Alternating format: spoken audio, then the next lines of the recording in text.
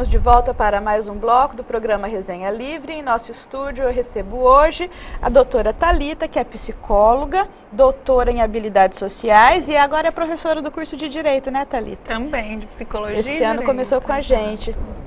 É muito gostoso ter você lá, viu? Para mim é um prazer também. Então, Thalita, a gente estava falando a respeito da questão da função, né, dos pais na educação das crianças, com a preocupação de não formar filhos violentos, delinquentes, desajustados, que vão se encaminhar para a criminalidade, para as drogas.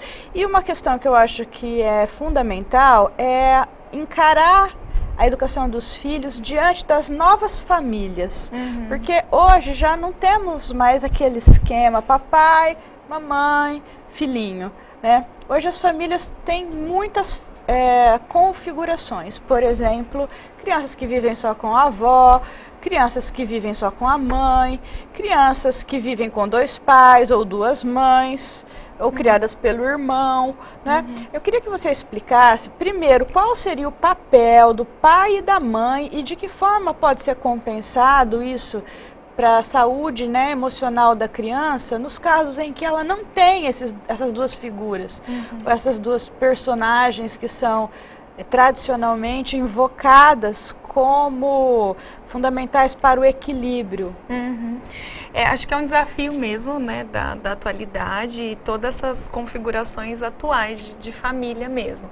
E o que a gente vê, Nínive, em qualquer caso, né, sejam sua mãe, que é criada pela mãe e tem eventualmente contato com o pai, em todos esses aspectos, o que é fundamental são as práticas mesmo parentais que eles vão ter. Seja de uma figura principalmente, ou das duas figuras, ou dos dois pais, ou das duas mães, ou da avó, o que é fundamental é essa combinação de limites e afeto, independente da configuração. De ter duas figuras. Exato. Então quer dizer que uma avó que está em casa ouvindo esse programa, ou uma mãe que está criando o filho sozinho em casa, se ela souber lidar e equilibrar o afeto com o limite, você acha que a inexistência dessa figura paterna, desse modelo canônico, ele não seria assim tão prejudicial, ou não seria prejudicial? Não seria tão prejudicial. Claro que a gente tem que considerar, por exemplo, em casos de divórcio, o estresse que a família sofre e muitas vezes o impacto que isso gera para a criança. Todos esses aspectos não podem ser desconsiderados. Mas se isso é lidado de uma forma, e pelos membros, né, pelo pai, pela mãe, de uma forma positiva e tudo mais, a chance de ter um impacto maior no filho é muito menor. Então é muito menos a questão do divórcio em si, ou da convivência com a avó e tudo mais, e muito mais as práticas que esses cuidadores vão ter. Tá certo? Então é fundamental que as práticas educativas priorizem o afeto, os limites e assim, porque a gente tem uma tendência a achar assim, famílias divorciadas, é um problema, vai gerar um trauma. Antigamente tinha muito isso, né? Isso não é uma regra. Já não tem mais Isso não é uma regra, né? O que a gente vê é a forma como se lida com o divórcio é muito mais fundamental que o divórcio em si. Eu acho que antigamente, né? quando surgiu a lei do divórcio, é do meu tempo, não é do seu. Se falava muito isso, que filhos de pais separados eram crianças com problemas, ou seriam, você vai se separar, seus filhos vão ser drogados. Mas, na verdade, uma hipótese que eu levanto, assim, sem nenhuma comprovação científica, mas uma percepção que eu tenho, é que muitas vezes, até aquele casal se separar, a criança já presenciou tanta confusão, tanta briga, tanto desamor, que os males que ela tem não são em decorrência do divórcio, mas de tudo aquilo que ela já viveu. Porque antigamente era um drama, né? Uma família separar, uma mulher separada, era uma coisa dramática. Então as mulheres às vezes ficavam em casamentos que já estavam arruinados, os maridos também, e a criança acabava presenciando tudo aquilo. Então, quando finalmente veio a lei do divórcio, então vamos divorciar. E aí realmente teve, por um lapso temporal, isso. Mas que acho que não era em função do desligamento pelo divórcio, mas sim por toda aquela situação vivida anteriormente, né? Porque acho que A separação é dolorida, mas viver em uma relação doente, hostil, com agressividade principalmente, né? Acho que pode ser até pior. Um problema grave que a gente tem hoje no direito com relação a isso é a alienação parental, né, Thalita? Você poderia falar um pouquinho sobre isso? No caso da alienação parental, o que a gente vê é que uma figura acaba tentando, em algum sentido, colocar a criança aí no meio de todo esse conflito, né? Isso traz implicações muito graves para o desenvolvimento dessa criança, que perde a sua figura. É difícil não acontecer, hein, Thalita? Porque geralmente, se o casal ainda se suporta, eles continuam casados, né? Então, o objetivo... Quando separa, porque um já não pode mais ver a cara do outro na frente, aí acaba sendo natural, né? A tua mãe arrumou o namorado, né? Começa a mãe também, o papai tá com a namorada, começa a querer atrapalhar as visitas. Isso, mas o que a gente vê no caso da alienação parental é uma desconsideração da criança em si e um foco muito voltado para si mesmo e para sua relação com o outro, onde a criança não deveria fazer parte desse processo. Mas é de muito conflito, comum, não é? Né? Ultimamente a gente vê em ali algum sentido muitos casos. Nas separações ali, que a gente convive, né? Todos os dias fazemos separações ali no núcleo. E é uma coisa muito frequente. O pai desabona a mãe desabona o pai, um fala mal do outro, o outro fala mal do E aí, isso é muito corriqueiro. Nínive, passa pela questão do estilo parental, e pela questão das práticas parentais, porque aí os pais e o pai e a mãe, eles não se veem como duas pessoas que devem garantir, acima de tudo, o desenvolvimento daquela criança. Né? Mas eles se separam no sentido, às vezes, de difundir a educação e tentar fazer o oposto. E esse caso de regras inconsistentes de um para o outro, em relação ao outro, é muito comum. Arriscado e envolve é muito risco para o desenvolvimento da criança. Um deles, geralmente o que tem melhor condição financeira, tenta comprar o filho. Vou te levar em tal lugar, né? Isso aí a gente vê todo dia. Vou te dar tal coisa, se você fizer isso, não fizer aquilo.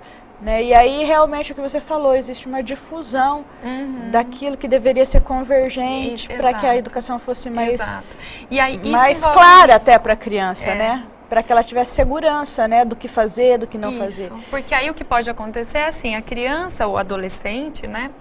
O que ele passa a fazer? Bom, em situações em que a regra com meu pai é mais livre, menos tão, não precisa ser tão bem seguida, bom, eu peço isso para o meu pai. Então, para eu ir na festa no final de semana e poder voltar a hora que eu quero, eu peço para o meu pai. Quando eu vou mal na aula, tiro nota ruim na prova ou tomo alguma advertência da escola, isso vai para minha mãe, porque minha mãe é mais leve para isso. E aí o que acaba gerando? Essa inconsistência e o filho começa a discriminar, a perceber o que ele pede para um, o que ele fala para um e o que ele fala para o outro. E isso é um aspecto muito arriscado para o desenvolvimento. É uma prática negativa. É bastante negativa. Eu vou te perguntar sobre as outras práticas negativas, mas antes eu quero esclarecer uma coisa. Uma vez eu li uma reportagem, até foi nas páginas amarelas da revista Veja, faz muito tempo, mas nunca mais me saiu do pensamento. Estava pensando como educar os filhos, né? Eu tinha os meus pequenos, e lá dizia assim, que o que os pais fazem para um adolescente tem um impacto pouco significativo, porque eles se orientam muito mais pelo grupo. Então, a opinião do grupo, aquilo que é vivido no contexto ali das relações sociais que eles vão desenvolvendo, tem um apelo muito forte para o adolescente, né? E eu não sei como que o pai consegue blindar esse adolescente. Porque, por exemplo, você estabelece regras, né? Olha, meu filho, eu não quero que beba bebida alcoólica. Explica, para você tá claro aquela relação negativa já foi mais do que justificada, tudo bem. Aí seu filho vai na festa, só que na festa todo mundo bebe. E aí ele volta para casa e fala, mas só eu que não vou beber? É a mesma coisa com os games, a mesma coisa com todos os comportamentos. E a gente sofre demais com essa pressão. Como é que a gente lida com isso? É melhor você insistir na sua regra até que seu filho mesmo possa ser considerado pelo grupo um desajustado? Ou é melhor ceder? Eu acho que todo mundo que está em casa quer saber essa resposta. Eu acho que há alguns aspectos que são fundamentais para a gente pensar. O adolescente, né, nessa fase, realmente realmente uma das características que acabam sendo a norma aí do adolescente é de fato ser mais influenciado pelo grupo e um distanciamento, inclusive para eles terem a sua própria identidade, um distanciamento dos pais em algum sentido, né? Então que a gente nota isso de forma geral. No entanto, a gente deve lembrar que o desenvolvimento se dá ao longo de um processo e o adolescente, ele é fruto de todas as experiências prévias de desenvolvimento que ele teve e que o pai e a mãe que garantiram isso, né? Então ele não vai perder isso. Então, o processo de desenvolvimento do adolescente é também reflexo de como ele foi criado na infância dele. Né? Então, tem até uma charge muito interessante que o filho está falando com o pai e o pai está no computador. Ele, enquanto criança, pai, vamos brincar, e o pai está no computador. Daí a pouco o filho está lá, largadão, bebendo, usando drogas, e o pai quer conversar com o filho, né? O que mostra, de fato, um distanciamento do pai em relação à educação desse filho, que vai trazer um reflexo, um impacto muito maior, mais perceptível para a sociedade, para os pais como um todo, na adolescência. Mas a adolescência, ela também é parte de um resultado que veio prévio na interação do pai enquanto bebê, enquanto criança, e isso vai trazer esse impacto. Entendi. E aí o que a gente vê, pais com práticas democráticas, que é aquilo que eu estava dizendo, que combina afeto e limites, o que a gente vê nos filhos? Eles são muito mais suscetíveis a influências positivas e muito mais blindados em relação a influências negativas.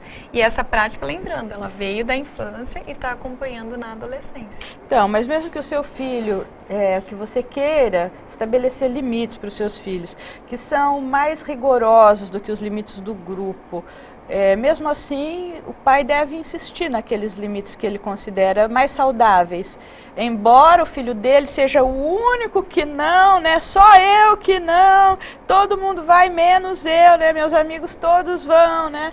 Aí eu acho que nesses casos, onde a gente vê todo mundo fazendo alguma coisa e só o filho não fazendo, precisa refletir sobre se de fato esse é um limite necessário ou se é um excesso de limite. Por exemplo, dirigir antes de 18 anos, pegar o carro aqui, vou ali na balada, mas não tenho carta, né? E eles falam, todo mundo faz, né? Você não vai fazer, você não é todo mundo, né? Aquela coisa, todo mundo em casa já passou por isso. Né? Todo mundo, mas todos os meus amigos já tomaram um porre, tomam um porre e voltam para casa como, né? Então, mas e aí? Aí, nesse caso, a gente deve Coloca considerar... em risco, né, seu filho. Coloca em risco a integridade do seu filho e da sociedade como um todo. Sim. Né? E aí, nesse caso, é o pai quem decide. É que às vezes a mãe e o pai se sentem o voto vencido. Mas você se sente sozinho na luta, que parece enorme para você.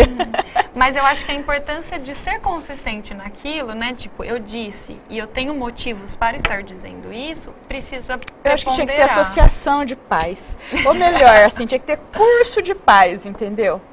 Porque a gente precisaria aprender mais sobre como educar os filhos. A gente tem isso, né? Em alguns lugares existem grupos de orientação para pais, ainda que seja uma prática menos difundida no Brasil, já se há alguns trabalhos pontuais. Seria fundamental isso, talvez associado à escola ou mesmo às políticas públicas, porque saber educar, eu acho que é o primeiro passo para a gente ter uma sociedade melhor. Com certeza. Porque às vezes os pais simplesmente não sabem, porque não tem modelo nenhum para reproduzir, ou porque vão realmente querer fazer um modelo oposto e aí naquele efeito pendular acaba exagerando do lado de cá ou do lado de lá. E muitas vezes sem entender muito bem, né? Por que está fazendo, quais são os impactos que essa prática pode gerar, né? Então eu acho que de fato uma orientação, e não é no sentido de dizer para o pai o que fazer, mas do pai refletir sobre o que ele faz e as consequências que isso pode gerar, né? O objetivo dos grupos não é dizer o que deve ser feito, porque é isso, não há práticas,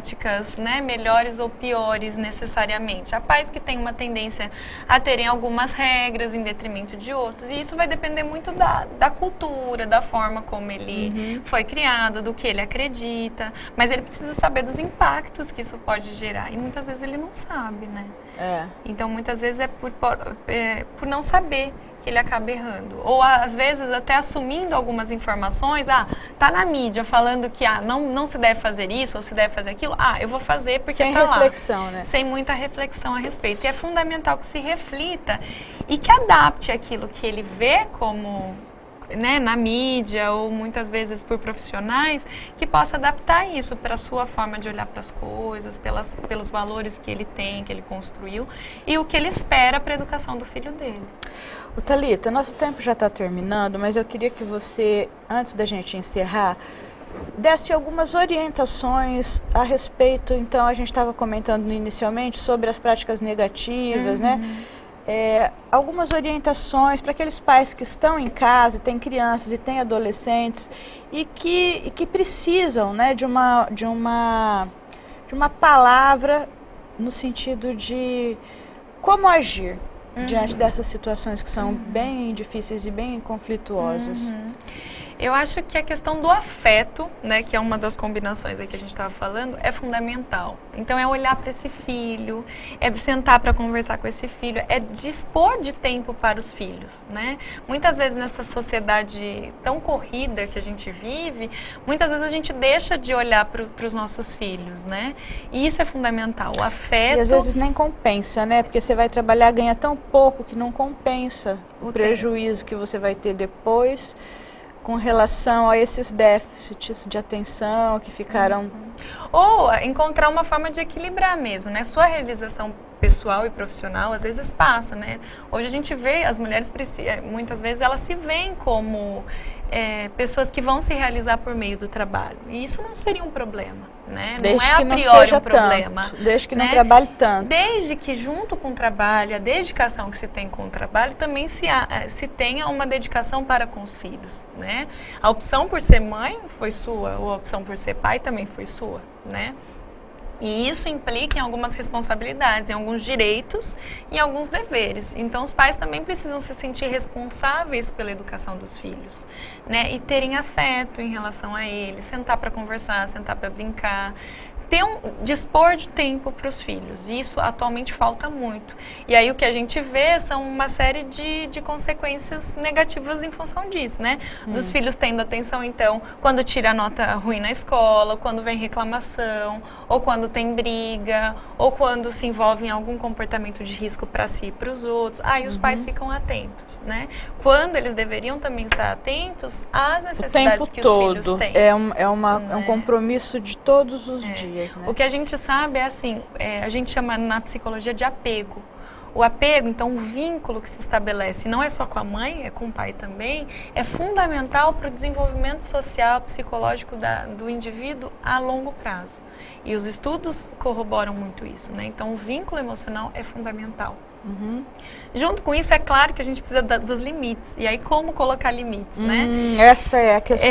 Então, para começar, nunca use de muito sermão, né? Os filhos, principalmente crianças, eles têm cognitivamente aí um aspecto que eles não são capazes de ouvir e de entender tudo que a gente diz. Então, não adianta eu explicar toda a situação e fazer todo um contexto sócio-histórico, sociológico. A criança já está distraída, né? Então, assim, é necessário que a gente seja claro, sucinto, breve e também de uma linguagem sentido. Simplificada. Tem que fazer sentido para a criança. Por que não pode? Ou por que pode de uma forma breve. Isso. E em relação a isso, também dizer o que não pode, mas também dizer o que pode. A gente coloca tantos limites. Não faça isso, não faça aquilo, mas também não diz o que pode ser feito, né? Em substituição àquilo que não é para ser feito. Então também a gente utilizar de regras que sejam positivas também, né?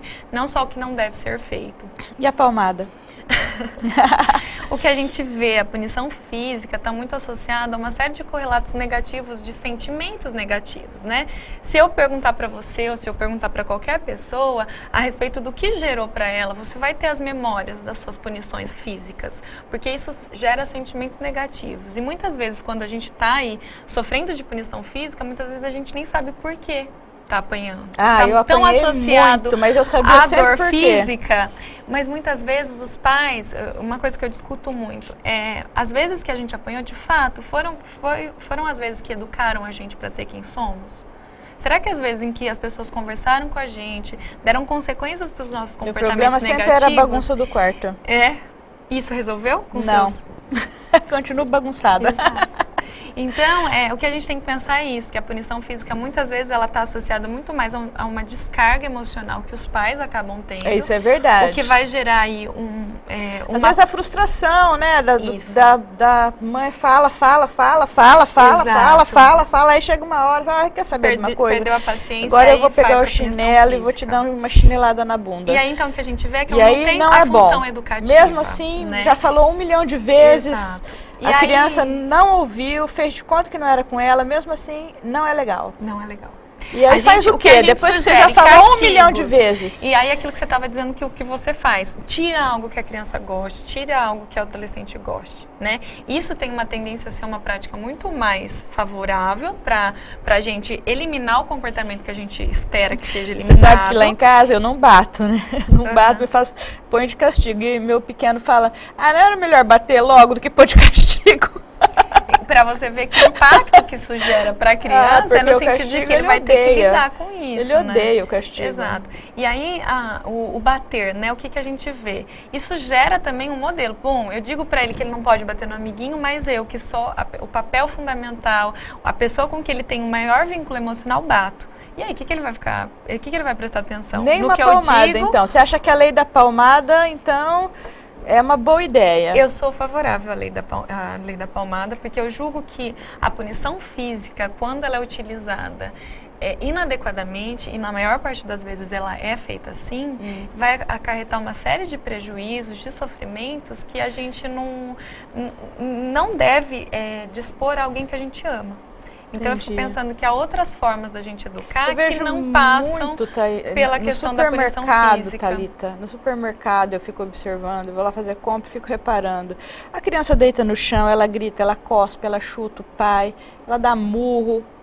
E aí eu fico imaginando assim, meu Deus, né? Ainda bem que eu já passei por tudo isso, agora eu tô livre. Mesmo no caso da criança tá agressiva, tá chutando, tá cuspindo, tá gritando, você acha que a contenção física dessa criança é suficiente? É suficiente. E assim, a você contenção pega a criança física, ali, você agora parou, ou você ignora, né, aquele comportamento. É, a birra, né? E aí, se você ignora, o que é mais provável que aconteça? Ela piorar. Isso. Então, aquela que só estava se esperneando, ela passa deita a chutar, no chão, ela passa chuta, a ela pular, cospe, ela derruba tudo que tem nas prateleiras. E aí o que é fundamental, que o pai disse que não, se o pai disse que não, é não mesmo. Então a consistência é fundamental. Consistência, né? Quer dizer não voltar atrás. Não voltar atrás. Mesmo que você perceber que estava errado, vai em frente. Se eu disse sim, é sim. Não, quando você percebe que você estava errado, é bom que você aprenda das outras vezes e não repita. Certo. Né? Você tem que ter confiabilidade como pai.